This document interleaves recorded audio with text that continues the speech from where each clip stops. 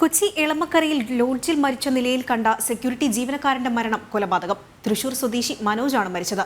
സംഭവത്തിൽ സഹപ്രവർത്തകനായ തിരുവനന്തപുരം സ്വദേശി വിജിത് സേവ്യർ അറസ്റ്റിലായി. എളമക്കരയിൽ സെക്യൂരിറ്റി ജീവനക്കാരായിരുന്നു മനോജും വിജിത് സേവ്യറും. കഴിഞ്ഞ ചൊവ്വാഴ്ച ഇവർ ഒരുമിച്ച് മദ്യപിച്ച ശേഷം തമ്മിൽ തർക്കമുണ്ടാവുകയും സംഘർഷത്തിൽ കലാശിക്കുകയുമായിരുന്നു. നെഞ്ചിനേറ്റ ശക്തമായ മർദ്ദനമാണ് മരണകാരണമെന്ന് പോലീസ് പറഞ്ഞു.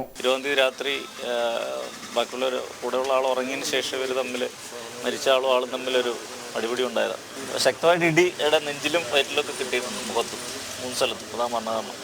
രക്തസ്രാവം, അതിനെ തുടർന്നുള്ള രക്തസ്രാവമാണെന്നാണ് അറിയുന്നത്. ലോഡ്ജിൽ മൃതദേഹം കണ്ട ശേഷം പോലീസ് നടത്തിയ ശരീരപരിശോധനയിൽ കൊലപാതകമെന്ന് സംശയം തോന്നിയിരുന്നു. തുടർന്ന് പോസ്റ്റ്മോർട്ടം നടത്തിയതോടെയാണ് കൊലപാതകമെന്ന് സ്ഥിരീകരിച്ചത്. പിന്നീട് പോലീസ് നടത്തിയ അന്വേഷണത്തിലാണ് വിജിത് സേവ്യറാണ് കൊലപാതകം നടത്തിയതെന്ന് തെളിഞ്ഞത്. ഫോറൻസിക് സംഘം ഇവർ താമസിച്ചിരുന്ന എളമക്കര മേനോൻ പറമ്പ് റോഡിലെ ലോഡ്ജിലെത്തി തെളിവുകൾ ശേഖരിച്ചു. കോടതിയിൽ ഹാജരാക്കിയ പ്രതിയെ റിമാൻഡ് ചെയ്തു. ജനം, കൊച്ചി.